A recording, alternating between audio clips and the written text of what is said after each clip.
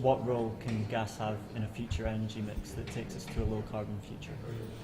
Well, in our opinion, gas is very important to bring us to a low emissions and greener energy future. One of the most important things is that it can replace, substitute coal in power generation. Another important thing is that it is useful for transport, for mass transport, and these are actually two things where the substitution of coal, from coal to gas, from oil to gas, can benefit also the environment. But let's be honest, this is not the solution.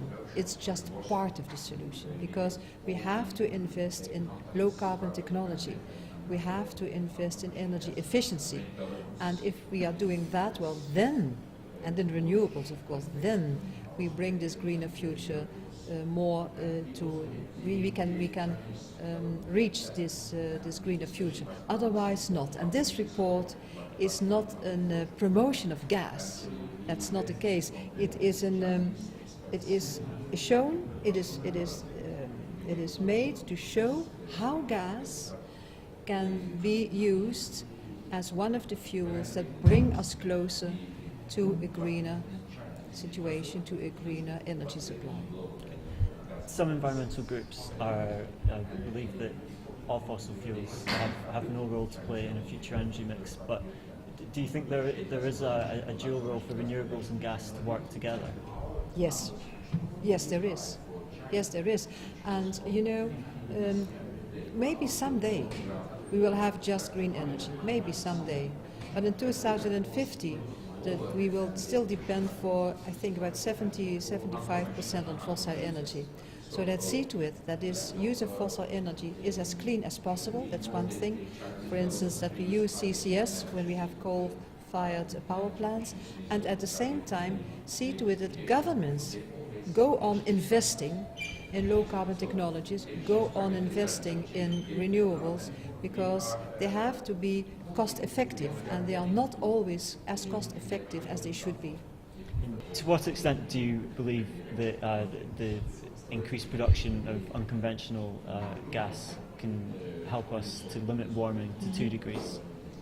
If we really apply the golden rules for gas, well, even then the outcome will be around 3.5 degrees Celsius. Without that, even much more. But I mention this because I would like to show that the use of unconventional gas, the use of gas is just a step to achieve the 2 degrees Celsius. But it is a necessary step. If you don't do it, then you are not going on the 3.5 degrees Celsius and not on 650 ppm, but you are much higher. So we have to do that, but we have to bear in mind that the ultimate goal is 2 degrees Celsius, 450 ppm. So that means enough investment in energy efficiency and in renewables and in other low-carbon technologies. And what's the role for governments in ensuring that we can pursue that path?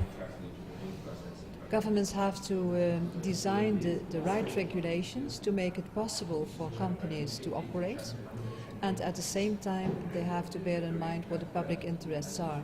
And the public interest is safety, of course, it's environmental issues, it's water issues, and it's security of supply and energy, and it's to see to it that there is sustainable energy. So they have a number of issues to do, but the most important thing is to get the right regulatory framework.